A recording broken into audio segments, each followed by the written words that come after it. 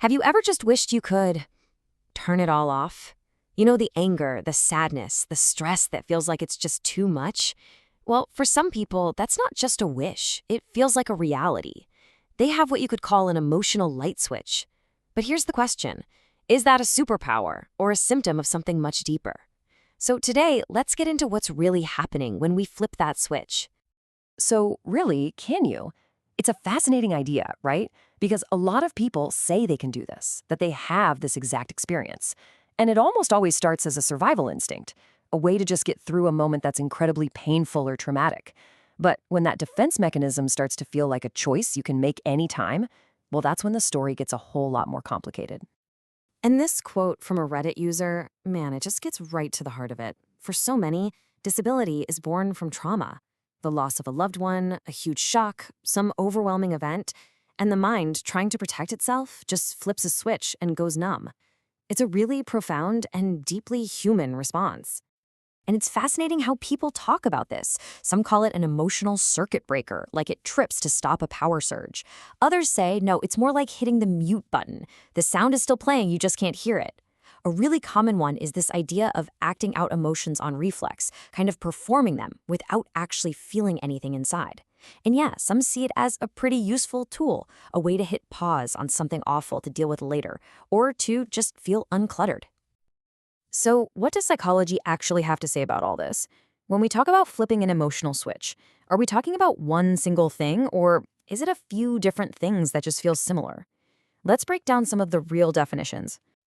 Okay, first up, we have emotional suppression. Think of this like actively, physically pushing your feelings down. Sometimes it's a conscious choice, like, nope, not dealing with this right now, but a lot of the time it's totally automatic. The key thing to get here is that the emotions are absolutely still there, just bubbling away under the surface. You're just choosing not to let them out or even acknowledge them. Then there's something different, emotional numbness. It's also called affective blunting, and this isn't about hiding your feelings. It's about the inability to experience them at all. People who go through this often say they feel totally cut off from their own emotions, like they're watching their life from behind a thick pane of glass. And its close cousin is dissociation. This is that really strange feeling of detachment, where you feel like you're just an observer of your own life. The world might feel unreal, like you're living in a dream or a thick fog. It's a classic response when the mind is just completely overwhelmed by stress. So let's just put these side by side to make it super clear. With suppression, it's often a choice, and the feeling is there, you're just hiding it. The internal monologue is, I will not show this. But with numbness or dissociation, it's usually an unconscious state where the emotions just feel gone. The experience is, I can't feel anything. And where they come from is totally different too. One can be a coping strategy, but the other is very often a symptom of something much more serious, like PTSD. So while having this emotional off switch might feel like a handy tool in a crisis, relying on it all the time, well, it comes at a really steep price. Let's dig into the hidden cost of this strategy. And the research on this is incredibly clear. There's no debate.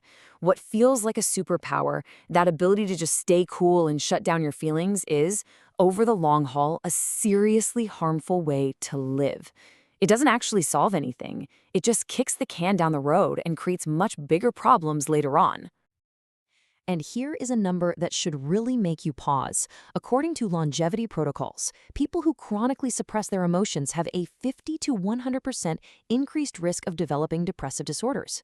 That's not just a statistic, that's a massive warning sign about how badly this coping mechanism can backfire. And the damage doesn't stop there. Pushing your feelings down all the time also jacks up your risk for anxiety, tanks your overall life satisfaction, and really damages your relationships. It makes perfect sense, right? By trying so hard not to feel bad, you end up cutting yourself off from the people who could support you, and that just leads to feeling even worse and totally exhausted. And the cost isn't just in your head. The body absolutely keeps the score. Emotional suppression keeps your sympathetic nervous system, your fight or flight response, constantly activated. It's like having your foot on the gas pedal 24/7. And over time, that chronic stress becomes a major risk factor for serious physical problems like high blood pressure, heart disease, and even stroke. Okay, so that was the heavy part. If the off switch is actually a trap, what's the alternative? We can't just let our overwhelming emotions run the show. The good news is there's a much healthier toolkit we can use to manage those moments of intense stress.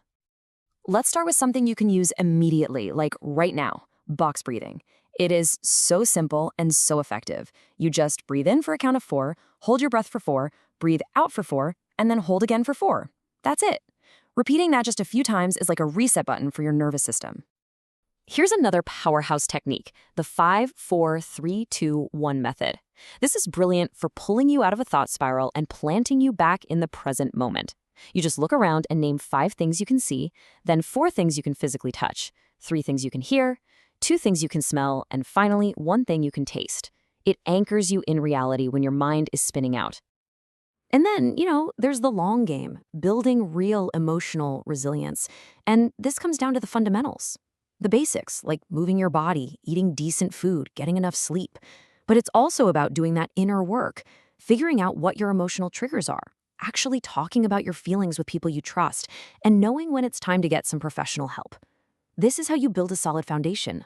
So really, the ultimate goal here isn't to get better at turning our emotions off. It's about finding a completely different kind of switch, one that changes our entire relationship with our feelings in the first place. And that switch has a name, equanimity. Now, this is a state of mental balance, of stability. It's not about being numb or not caring.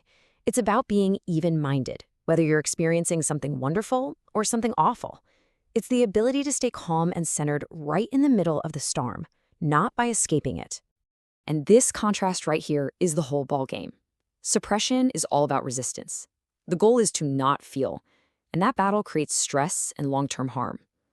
Equanimity is driven by acceptance. The goal is to feel without being overwhelmed. You're just observing the emotion, not fighting it, and the outcome is genuine resilience and balance. It's a total paradigm shift. This isn't some new age idea. Not at all. This is ancient wisdom. Philosophies like Stoicism and Buddhism figured this out centuries ago. They all teach that you don't find peace by trying to get rid of your emotions. That's impossible. You find it by mastering your response to them, by learning to watch them with a calm, steady mind. Which brings us to a final thought. Maybe we've been using the wrong metaphor this whole time. What if mastering our inner world isn't about finding a better on-off switch to just kill the noise? What if it's about learning a new way of listening, to treat our emotions not as enemies we have to silence, but as information, as messengers to be understood, with balance and curiosity and calm? What would change if you just started listening?